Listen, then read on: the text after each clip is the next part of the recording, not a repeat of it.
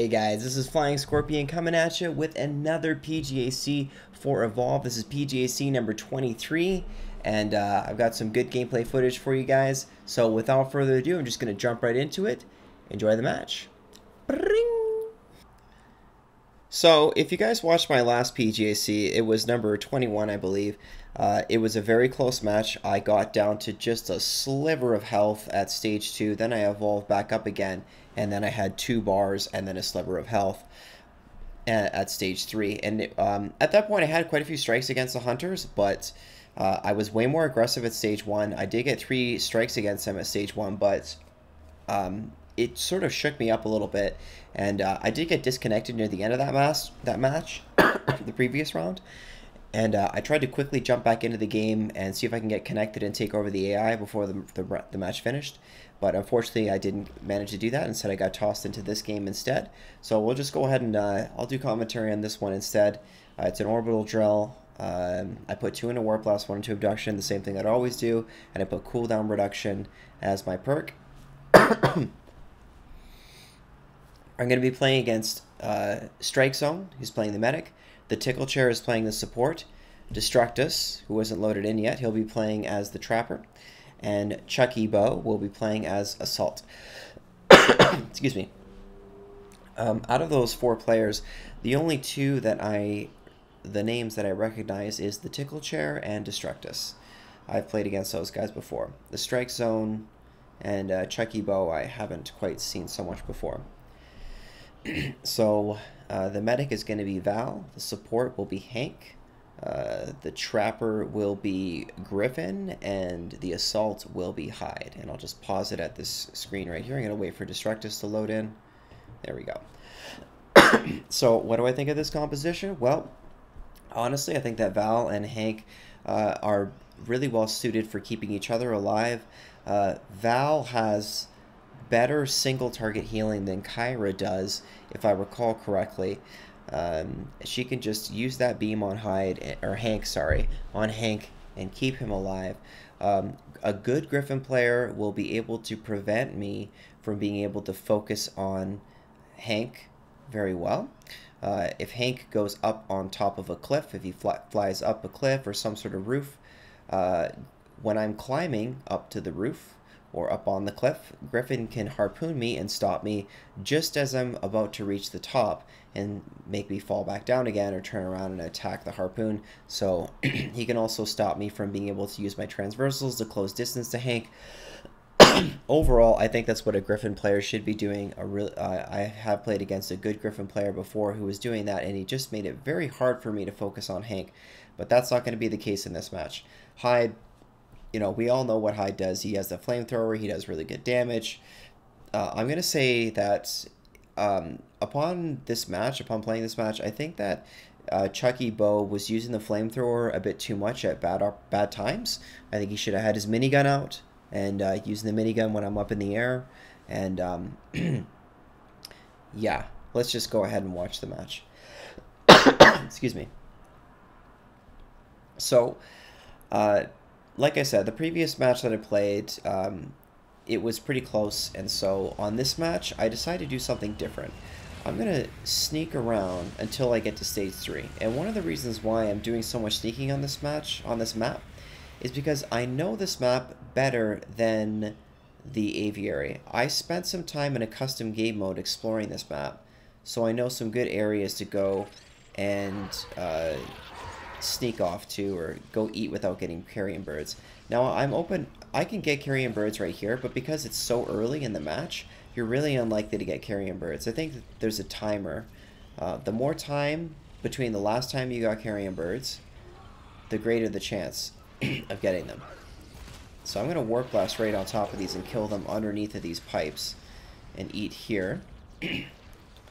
So no carrion birds here. Now, the Hunters are going to make a lucky guess. I don't know. Either it's a lucky guess or maybe I made some noise or something. I don't know, but they find me. I'm not exactly sure how they find me. Maybe they can see my tracks up in the air as they're coming down from their jetpacks. I'm not sure.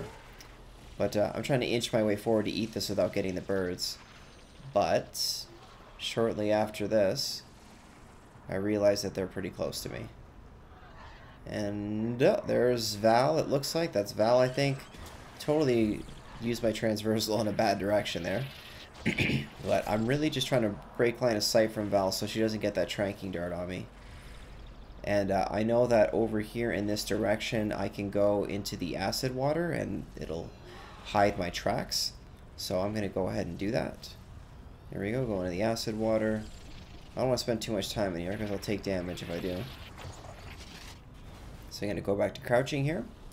And we're just going to sneak on around through this building, see if we can get away from them without getting domed at stage 1. So I'm going to use my third-person camera here, the fact that I got a little extra view range. Look around the corner. I don't see anybody. I'm not using my smell because I don't want to make any noise. I bump into that, though. That makes noise. I smell. I look up. He's right there. He clearly heard all that. He's looking for me, and I'm just going to go spook him. I forced him to cloak, so I really was just trying to spook him there. I need to stop warp blasting into them as soon as they cloak up. I need to stop doing it. It's a bad habit because it just throws them away and it makes it harder to find them. So right here I'm just trying to get away as fast as possible. One of the so I get I'm seeing that they're having a bit of a hard time finding me, so I'm going to go eat this. I probably should continue moving along. I really shouldn't be turning around and coming back like this. And I'm going to evolve right here. So this is a really, really risky play. Like, this could totally backfire. I do not recommend doing this. Hank could come around that corner and drop an orbital bombardment on me right now, and I would take a good amount of damage. But I get lucky. It doesn't happen. I don't get bombarded. They're not even anywhere near me for some reason. I don't know why they're not there. So this is definitely like poor chasing on the hunter's part. Like, seriously. Like, where are they? There's somebody. Somebody finally sees me. I think that was Val, and I think she missed with her tracking darts twice. I'm not too sure. I could be wrong. I get stuck on the terrain there. It prevents me from getting the rest of the distance, but it's okay. Here's Hank. He just pinged me. And I'm going to try to juke here. Again, this is a risky play. But I'm just going to go for it. I'm going to give it a shot. I'm stage 2. I'm fully armored. If this doesn't pay off, I'm okay fighting them anyway. It's fine. I'll fight them if they catch me here.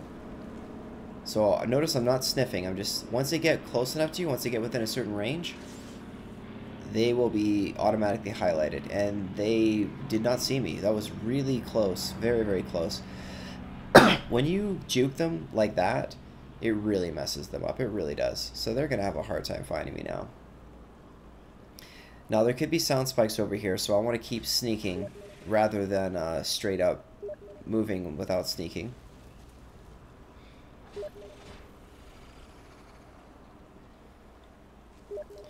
It's one of my buds on Steam there. I think that's Commander Shepard private messaging me.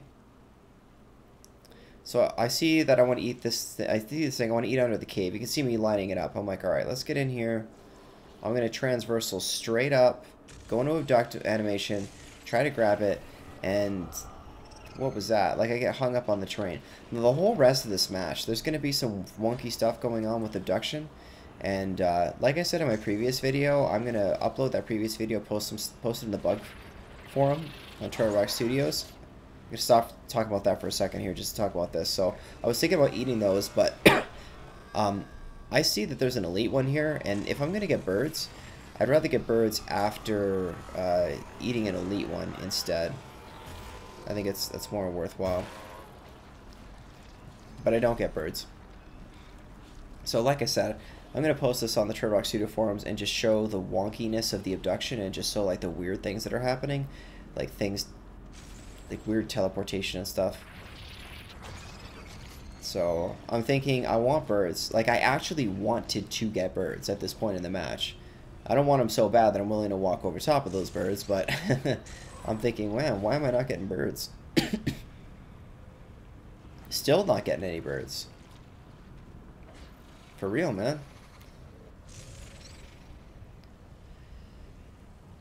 So I decided I don't want to go around the edges of the map. Like, if you go in circles around the edges of the map, watch this abduct.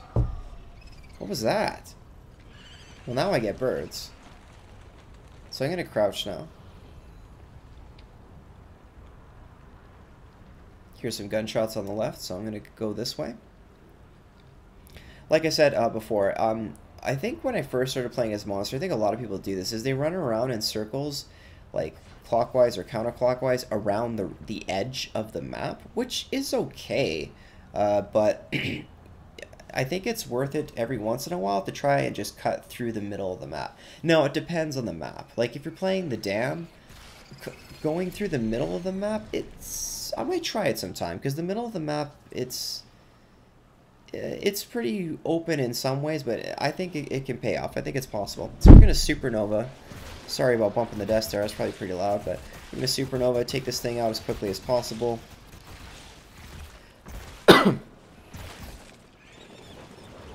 Get some more birds again. And tracking darted. Totally. So, was not expecting to get tracking darted there. That's alright, though. The slow is the biggest problem, honestly. So I'm not tracking darted anymore. But I'm going to use this opportunity that I'm not tracking darted anyways to try to juke them. I'm going to climb up this. Burn straight across to this one. Climb up here. Go back into crouch mode. And then crouch around here. Now, I think what happened was, I think that the hunters were spread out. And I think they saw the tracking dart and they're starting to converge on my area. I think they were spread out to try and find me. So, I'm going to get orbital bombardment right here. I think that they're far away. I mean, would you be expecting to get orbital bombardment here? It looks like I did a good job sneaking, right? But there's Hank. Hank says cloaking. And there's your bombardment. I did not see that one coming. I thought it was a good distance away. So I lose about a bar of health. Excuse me, it's not a big deal. Things are still going pretty well. So it looks like I'm going to kill that movement speed perk, but I realize, whoa, there's the damage resistance perk. So let's drop our decoy here. Decoy's given some nice utility. It was worth picking up. I don't see where the hunters are. I'm guessing they went back to the power relay. So decoy did a lot of damage to that thing, actually. Softened it right up for me. And I'm going to kill it. I almost took health damage. But I didn't take any. I'm pretty sure the only health damage I take during this entire match is from that orbital bombardment. So I denied them from getting the movement speed perk. Watch, I'm going to try to climb this, but it's not going to let me. And I think it's because of that plant right there. Anyhow, I see somebody separated from the team, and I decide I'm going to practice the Supernova decoy combo. I haven't used it in a while. Let's use this. There's the shield, but he breaks line of sight behind this building here, and then he goes down. So now I'm going to go for a Hank. I lose him.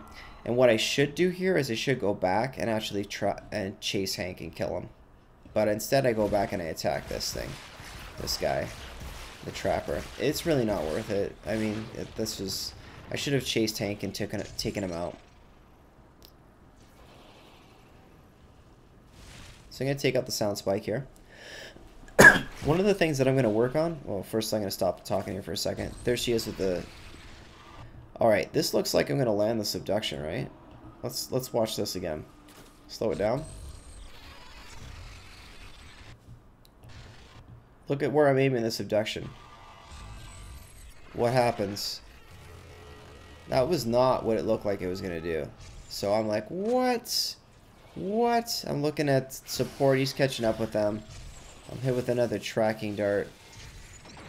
Now that one's my fault. I aimed a little bit too low and I hit the wall there. So, launching the decoy. Derpy decoy turns around back at me for a second, but that thing really didn't last for very long. I'm going to talk about the aim on this one real quick here. I'm going to back it up a bit. Alright, back it up just a little bit more. Now what I did with that decoy was I launched the decoy. I'm going to slow it down. And I used this to try and line up this... See, I got the reticule right over top.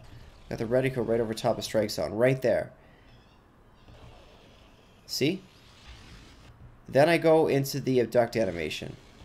Look at the reticules over here on the left. So now I know the abduct animation doesn't sit right in the same spot where this little thing is, where the center of the screen. So, lesson learned. So, the medic boosts away, but the support gets right inside there, which is great, because the support really should be the first guy I'm going for. I see him go through the fire there. That's great. Now I strike. I saw him there for a second. Now I see him there. I see that jetpack trail. I'm glad I saw that. Knock him back. Now that the healing gun is on him, it's revealing his position. So he's taking some good damage. That two-handed cleave, I think it hit him. There's a little spurt of blood right there. He got hit from that one as well. Gonna abduct him. And what was that? I abducted him and then we just moved forward together. Like I said, so he's down. Down he goes. Orbital bombardment totally missed me. Maybe it got me a bit. I don't know. I've taken a little bit of damage. Not much. So Trapper's dead. Support is down. So I'm going to go for an abduct here since she got away from me and dodged me well there. Perfectly landed abduct. But she, like, instead of coming all the way down where I am, she lands up on top of this. That's alright though. I get some good damage off on her. And I see that support's been revived, so no point in continuing trying to take out the medic when the support's out. I'm going to supernova decoy. Decoy's acting a little derpy, but I think it's going to get some damage, is it? No, it's just going to do its job as a decoy. I saw that support cloaked up there, so I'm going to warp blast right here, try to get him. The silence pretty loud there. Anyway, so I see the medic is healing. I know he's over here. There we go. There he is. He's revealed. Try to get him. Warp blast right up into this direction. Oh, yeah. I got good line of sight to him. I need a medic. Oh.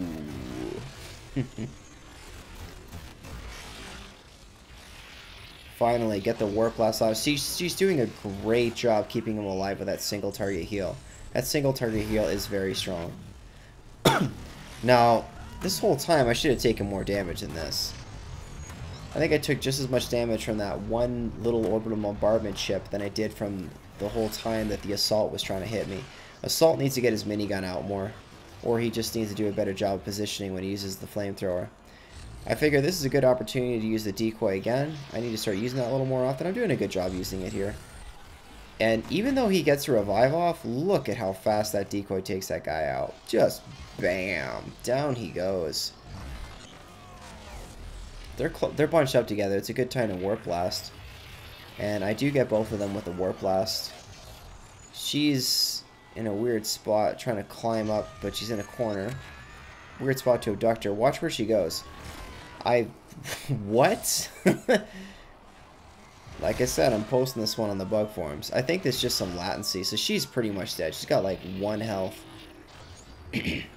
Any little hit can kill her now. So down she goes. And look who's here, eh? The Trapper's back.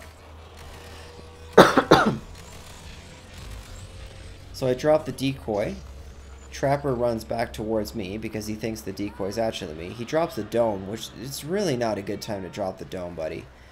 I do manage to get the sneak attack off on him. Hyde has got his stink grenade out. He says grenade out right there. The grenade doesn't stop you from, and he just starts shooting just a little bit too late.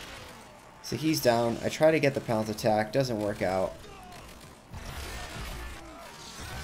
And just going to supernova to burst him down. So we're going to go back to normal speed. And there it is. Almost a flawless victory.